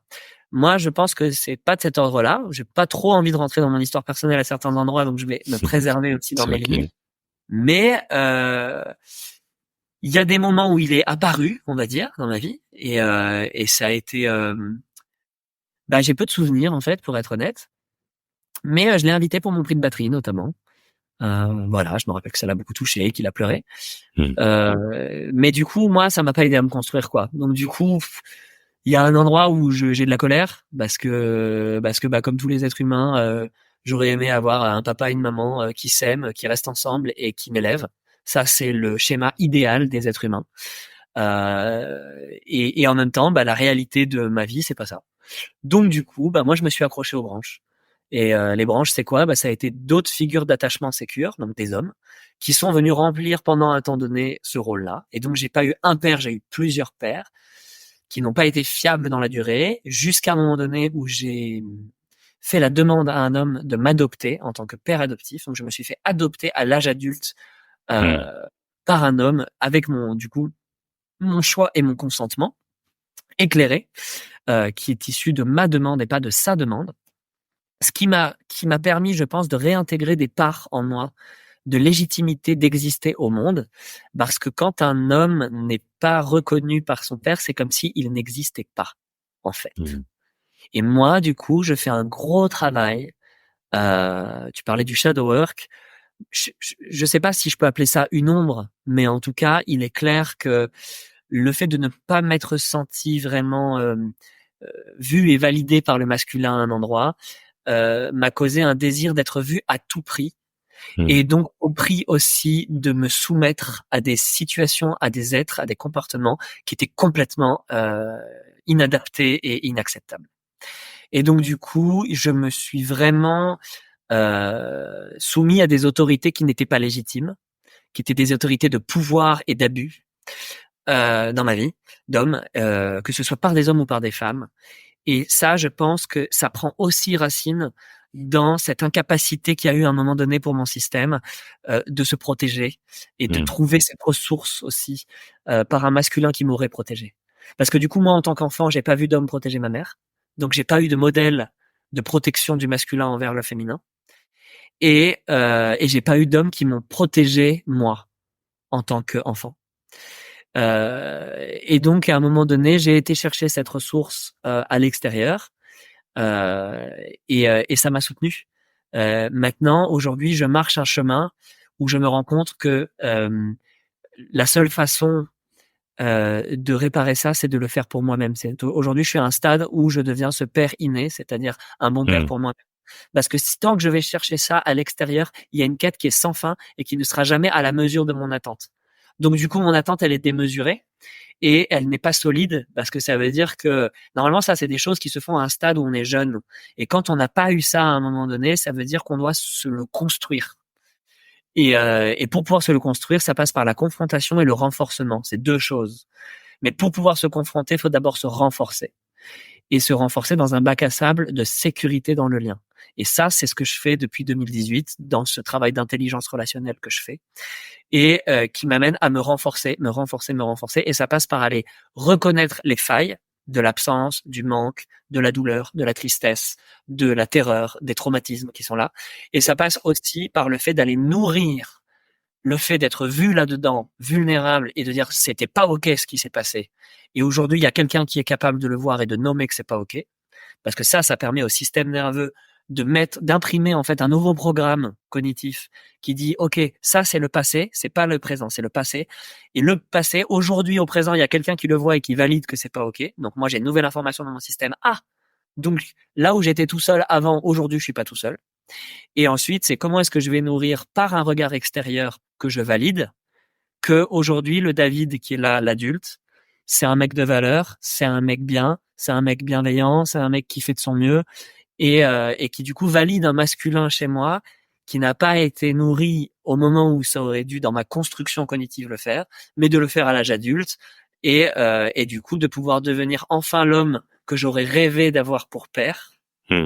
Et de pouvoir à mon tour accompagner d'autres hommes, mais surtout les enfants de ma compagne Iris, qui ont un papa et c'est super, mais moi je deviens aussi dans ma fonction quand ils sont présents un homme de référence pour eux, parce que je pense qu'on se construit. Normalement, on dit il faut un village pour élever un enfant. Il faut pas juste un papa et une maman. C'est insuffisant. C'est déjà super hein, quand on a les deux, bravo, mais c'est insuffisant. Et donc pour élever un être humain, il faut un village parce qu'il faut qu'un enfant ait plusieurs repères suffisamment solides pour pouvoir se forger sa propre identité la plus riche possible et pouvoir lui ensuite faire ce qu'on appelle le processus d'individuation. Et le processus d'individuation, il peut avoir lieu à un âge très très avancé. Il y a des gens, ils ont 40, 50, 60 ans, ils ont toujours pas fait ce processus. Et quand ce processus il est fait, il est incarné dans ses couilles, dans son cœur, dans sa psyché, et ben là, en fait, la posture du masculin, elle va être beaucoup plus sécure. Et un homme qui est sécure, c'est un homme désirable. C'est un homme magnétique. C'est un homme qui peut, parce qu'il peut s'apporter sa propre sécurité et savoir poser ses limites, pouvoir les poser à n'importe qui. Et à partir de là, ben, c'est un homme qui est complètement bandant pour une femme, quoi. Enfin, il y a un truc où on dit, waouh, ce mec-là, mais j'ai tellement envie d'être avec lui parce que, bah, sa simple présence, il y a besoin de aucun mot. C'est la présence de la régulation. Et ça, bah, moi, c'est ma quête, en tout cas. C'est ma quête pour moi-même, c'est ma quête pour le monde, parce que je sais que si je peux être cet homme-là pour moi, je peux être cet homme-là pour n'importe qui. Et pour moi, on parle beaucoup de l'éveil des consciences, de tout ça, et c'est super. Mais à un moment donné, l'éveil, et ça, c'est vraiment Iris qui m'a appris ça, c'est pas forcément une énergie qui part du bas et qui monte vers le haut. C'est aussi une énergie qui part du haut et qui descend vers le bas, ça s'appelle l'incarnation. Et moi, j'ai été beaucoup dans cette fuite du réel, c'est-à-dire de vouloir aller à l'extérieur de moi, aller connecter les mondes supérieurs. Et moi, dans ma voix, par exemple, je peux aller très très haut dans les aigus. J'ai une voix, j'ai 4 octaves et demi, c'est vraiment très rare. Okay. Et aujourd'hui, plus j'avance, plus ce que je suis en train de travailler, c'est mes graves. Parce que c'est ça dont j'ai besoin. Parce que quand on chante des aigus à partir d'un bassin, c'est-à-dire à partir de ces graves, qui est une sécurité, et ben en fait les aigus, ce sont des aigus qui ont des résonances, des résonateurs qui sont solides, alors que quand on est juste dans la perchitude des notes aiguës, qui ne sont pas appuyées sur un bassin solide, donc sur des couilles solides, sur un anus, sur un périnée solide, et ben en fait c'est un truc qui tient pas la route. C'est parce qu'il n'y a pas ce qu'on appelle les fondations. Et donc par le travail de la voix, parce que je fais un travail de la voix aussi, la voix VOIX, la voix VOIE, tout est intriqué. Le rythme et la voix sont vraiment les deux piliers en fait de l'être humain. On a tous une voix. On a tous une voix, on a tous un corps. C'est-à-dire, là, je parle plus de calebasse, je parle juste de l'être humain, de son corps. Et ben, à partir de ces fondations-là, quand elles sont solides, on peut aller naviguer dans tous les espaces. Et c'est vrai que pour moi, aujourd'hui, ma quête, c'est vraiment d'aller puiser cette sécurité intérieure dans mes graves. Et ma voix, elle est vraiment descendue. Et donc, ce qu'on appelle la muet, moi, j'ai eu une première mue comme tout le monde vers 13, 14, 15 ans. Mais là, je suis en train d'avoir une deuxième mue. Et c'est pas une mue alors c'est une mue qui est à la fois psychologique, mais qui est aussi physique. C'est-à-dire mes cordes vocales sont en train de remuer à nouveau. Parce que cette sécurité qui m'a manqué est en train de descendre puisque moi, je suis en train de la trouver au fond de moi. Et c'est des exercices qui sont très concrets. Moi, je fais des exercices de voix pour descendre dans mes graves. Je fais des exercices de positionnement où j'apprends à poser des noms. Et tout l'ensemble de ces exercices font que c'est pas un délire néo-spirit perché, ça se manifeste dans ma vie. Et c'est ça que je souhaite, en tout cas, pour moi-même et pour chaque être humain qui n'a pas eu cette opportunité.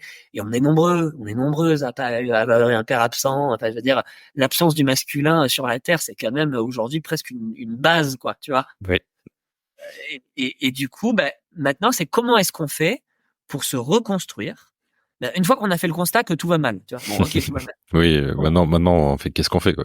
Non, qu'est-ce qu'on fait, quoi? Ouais. Et donc, un des risques, c'est de quitter le réel dans la perchitude, les extraterrestres, le nouveau monde, s'échapper, aller dans fondre dans les jeux vidéo, le risque d'addiction, que ce soit dans l'alcool, dans le jeu vidéo, dans la pornographie, dans les plaisirs immédiats, dans les réseaux sociaux avec la dopamine, où on est en train de détruire notre cerveau. Et je le dis parce que j'en suis victime, parce que moi je suis en train de travailler mon addiction à la dopamine, qui est extrêmement, qui est une des pires drogues. Et on est en train de faire une génération de débiles.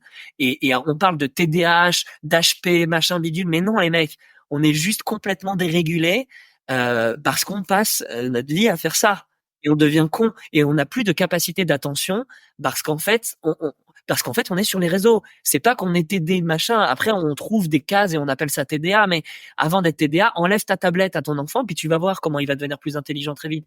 Donc et pourquoi les enfants font ça? Mais parce que les parents font ça. Et donc du coup, c'est comment est-ce que je reprends, et ça demande du courage, le shadow work, le travail de l'ombre, être un Jedi en 2024, être un guerrier de lumière, ça demande un putain de travail.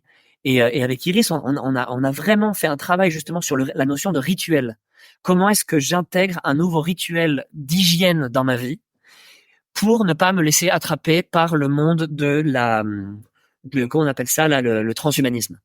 Parce que le monde du transhumanisme, en fait, est très pernicieux puisqu'il est en train d'entrer dans nos vies, il est déjà là de toute façon, d'une façon qui est délétère pour le cerveau et l'évolution même de la psyché humaine. Et parce qu'il y a des gens derrière qui veulent juste faire du fric. Moi j'adore la technologie, hein, je lui crache pas la figure, grâce à ça on peut se parler, je la remercie. Par contre, la technologie qui est dans les mains de gens qui n'ont pas des intentions louables, ça c'est poubelle, quoi. Et donc du coup, vu qu'on peut pas tout gérer, et ben ça nous demande nous d'être des Jedi. Et pour moi, la guerre des étoiles, elle est déjà là. Elle est déjà là depuis longtemps. Et la guerre des étoiles, elle a peut-être lieu dans les étoiles. Je sais pas, j'y suis pas. Moi, je suis sur la Terre. Donc l'équipe au sol, c'est nous. Donc l'équipe au sol aujourd'hui, le renforcement de l'équipe des Jedi, ça passe par faire descendre la conscience dans le corps. Donc pour ça, nous ramener au réel, la communication réelle, le toucher, la calebasse, la musique, le dialogue vrai, se réunir. Le Covid nous a divisés les uns les autres en nous coupant de nos amis, de nos proches, de nos enfants. C'est le pire traumatisme qu'on peut faire à un être humain. Je veux dire, un jour tout ça se refusait. Un jour tout ça va péter et des gens se suicideront parce qu'ils auront pas les couilles d'assumer les conséquences de leurs actes et où iront en prison. Il y aura une justice et si elle est pas la justice des hommes, ce sera la justice divine et elle est déjà en cours.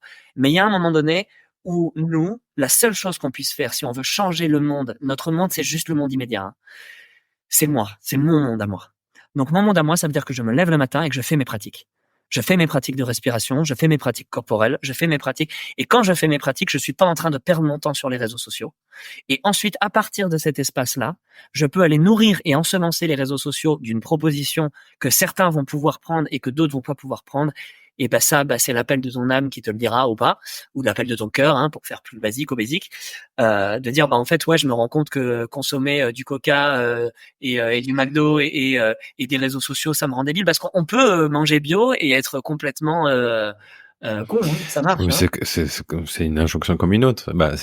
À partir du moment où ça part pas du bon endroit, tu peux faire tout ce que tu veux, soi-disant de bien. Si tu le fais pas pour les bonnes raisons, ça marche C'est pas. ça. C'est-à-dire que le problème des réseaux sociaux et de tout ça, c'est qu'on est sous emprise. On est sous emprise de nos limites cognitives.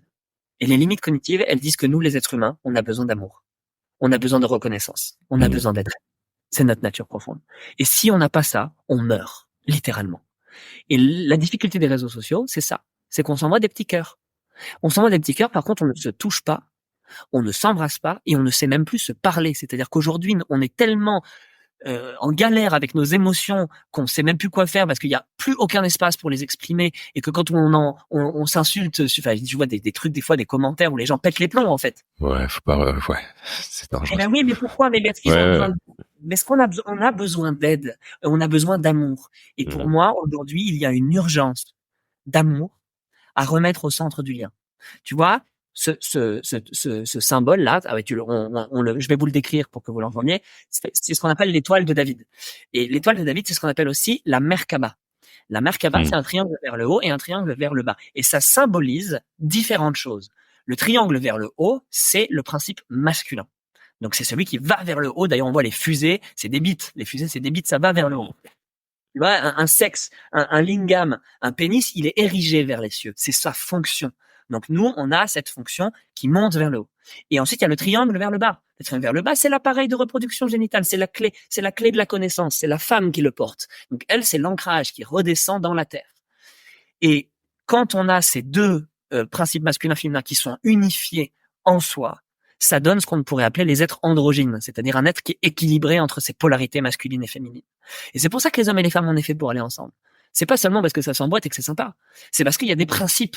Et ces principes-là, ces valeurs-là, c'est comme MKP, et ben, quand elles sont intégrées dans l'être humain, et ben, il y a un équilibre. Et cet équilibre-là, quand il est déséquilibré, il a besoin de retrouver son axe. Il a besoin de retrouver son centre. Et c'est pour ça que mon truc, je l'ai appelé Now Groove, parce que Now, c'est l'instant présent. Et groove, c'est cet état de transe et de transcendance. En fait, c'est inexplicable. Le groove, c'est le bliss. Quand tu es dans le groove, tu le sais. T'écoutes une musique et t'as envie de danser, tu sais pas pourquoi. Tu sais pas pourquoi, c'est parce que ton corps te le dit. Et quand ton corps dit un truc, en fait, c'est que c'est le divin incarné dans la matière qui se manifeste. Et c'est vraiment la proposition, en fait, c'est de ramener dans le corps et dans la psyché une pleine présence incarnée au contact de la peau et de tous les organes, qui nous amène justement à retrouver notre intégrité. Et ça me remet encore sur le MKP, l'intégrité de l'homme, de l'humain souverain. Moi, j'avais fait un truc avec Benjamin Riès à un moment donné, puis après on avait continué avec Iris aussi. Les humains souverains, on avait fait une chaîne YouTube où on avait fait pas mal comme ça de talk aussi, comme on fait là avec toi, Loïc. Et pour parler du masculin, du féminin, de cette dépolarisation, pour arriver chez les êtres androgynes. Néanmoins, pour moi, il y a à l'œuvre en ce moment même sur cette planète des énergies qui sont des énergies involutives, qu'on pourrait qualifier entre autres de sataniques, et qui inversent les valeurs. Et donc, il y a le principe d'inversion de valeurs qui vient utiliser une fonction qui est une fonction divine. Je veux dire, par exemple, la fonction de l'androgyna, le fait d'être équilibré en soi et à l'extérieur de soi, c'est une fonction qui est divine. Elle est propre à l'être humain. Ça, c'est normal, en fait. Par contre, quand c'est utilisé d'une façon à pervertir la beauté de ce qui est naturel et qui vient du coup rentrer dans quelque chose qui est de l'ordre de l'involution et qui est très pernicieux, hein, parce que c'est vendu sous des couches et des couches de comment on appelle ça, d'inclusif, faut être inclusif, etc. Mais bien sûr, faut être inclusif. Moi, j'ai pas de problème avec l'inclusivité. J'ai un problème avec ce qui est pernicieux. Et quand c'est pernicieux, là, je sors mon sabre et je coupe.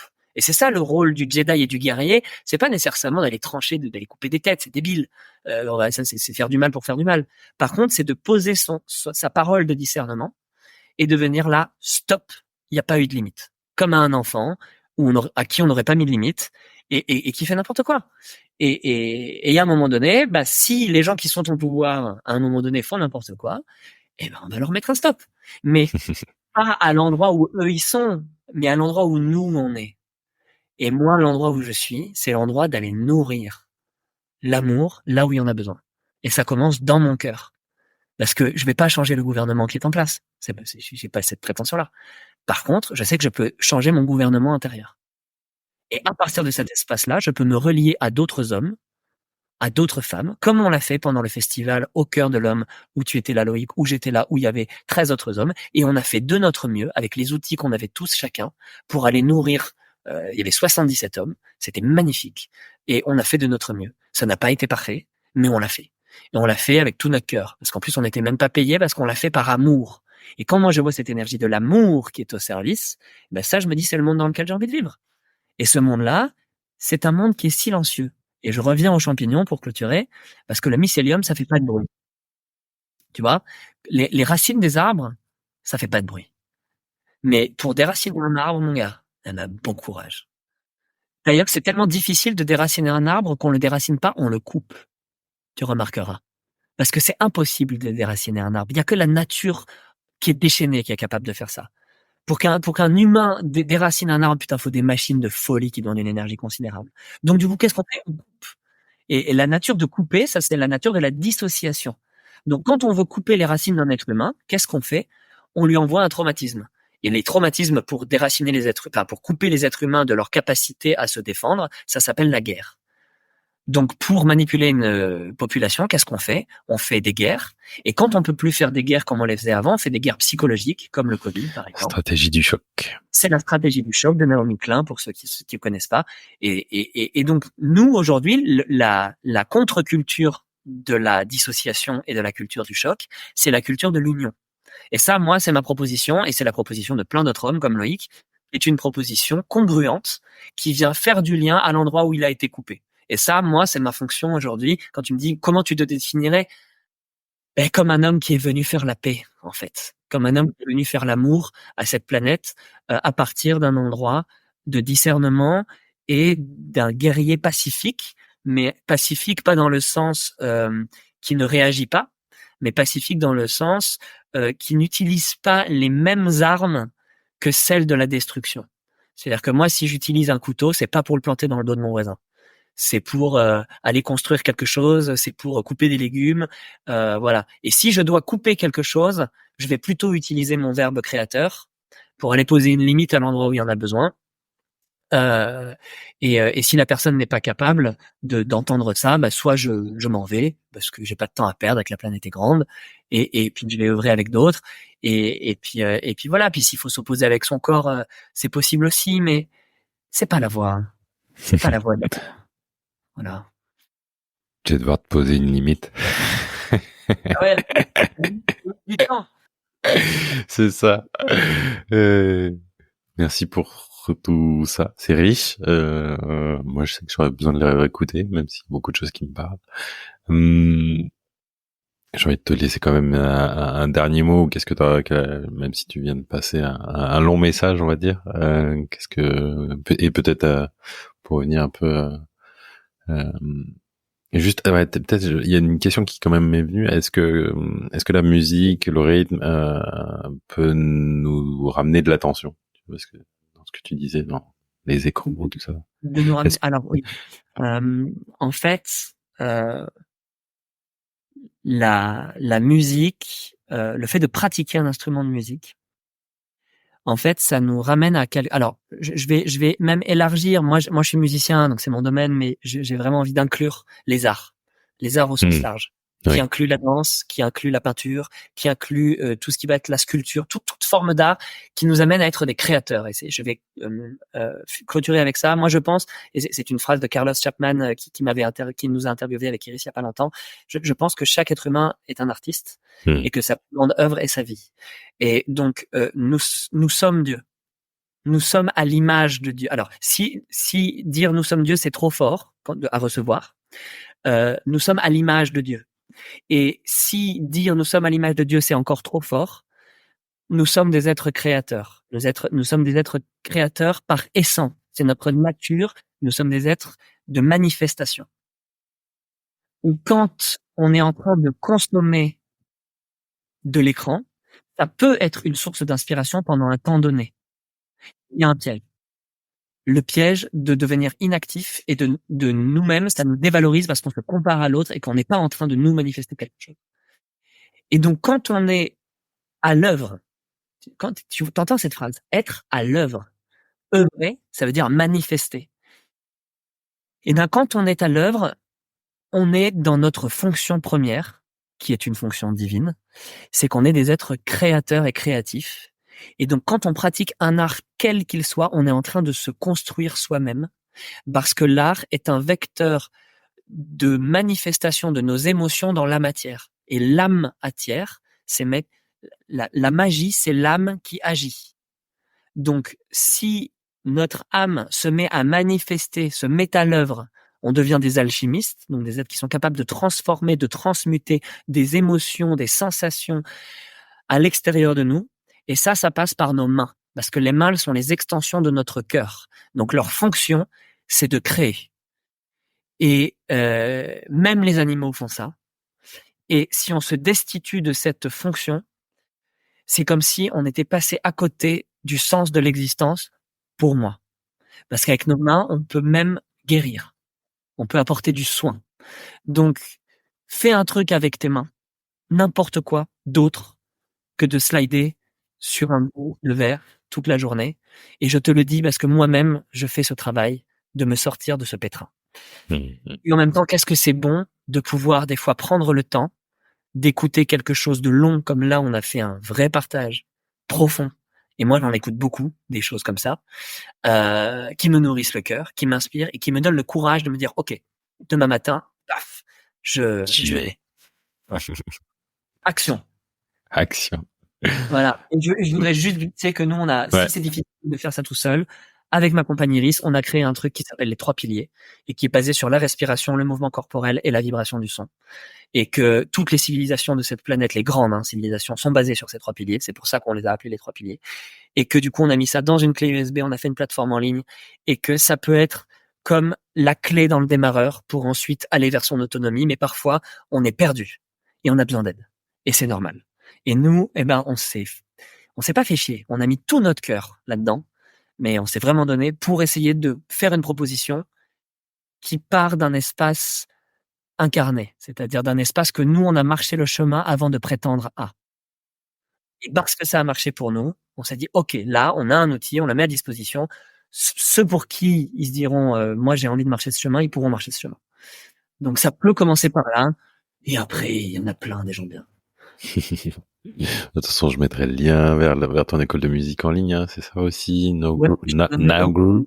Musique et les 3 piliers et voilà, ça c'est ce qu'on a manifesté, mais en même temps, moi aujourd'hui, je vois ce que j'ai envie, c'est la rencontre humaine de cœur à cœur. Ouais. Et l'intelligence relationnelle, ouais, ça sera les 3 choses qu'on va mettre. Et il y a pas que moi, il y a pas que nous, mais par contre, d'avoir les mots clés qui permettent de trouver son chemin, c'est important.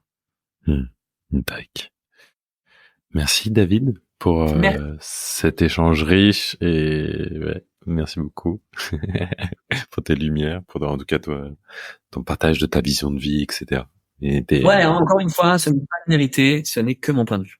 Et puis aussi pour tout ton, j'ai beaucoup aimé moi personnellement aussi ton analogie à la musique. Je trouve, moi qui suis un passionné de musique, je crois que j'ai compris 2-3 choses, donc merci. Et puis aussi écouter de la musique, ça nourrit. On n'est pas obligé de manifester soi-même. Je connais beaucoup de peintres qui écoutent de la musique et que leurs peintures sont issues de la musique parce que les couleurs, la peinture, la musique, c'est de la vibration en fait. Tout est vibration pour la danse. Voilà, Nikola Tesla, si vous voulez comprendre percer les secrets de l'univers, penser en termes de fréquence et de vibration, tout est là. Je pourrais faire une conférence là-dessus, mais ça sera pour une autre fois. Merci David pour ton temps. Merci Loïc pour ton qualité d'écoute et je fais le vœu que si on se revoit pour une prochaine fois, tu puisses être plus incisif pour me couper la parole. Ouais, je sais, mais j'ai fait avec ce que je suis, avec aussi ma forme du moment, on va dire, qui est pas très tranchante en ce moment. Et voilà. Et pour c'est juste que pour l'équilibre de la prise de parole, moi qui suis très doué pour prendre la parole et moins doué pour laisser l'espace, et moi j'ai à apprendre de ça. à tes côtés. Je sais, mais moi aussi. Donc voilà. Bah, écoute. On marche le chemin ensemble et c'est ça qui est bon. Merci Loïc pour ta qualité d'écoute parce que c'est très précieux. Merci David pour tes mots et puis je te dis à très bientôt. Ouais, à bientôt Loïc. Ciao David. Ciao, ciao.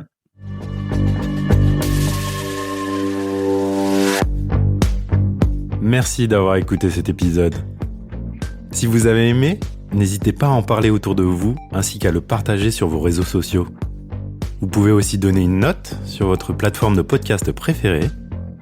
Enfin, si vous avez des suggestions, des remarques ou encore des idées d'invités, n'hésitez pas à m'envoyer un message via le site domahome.fr ou encore sur Instagram, domahome podcast tout attaché. À bientôt pour un nouvel épisode.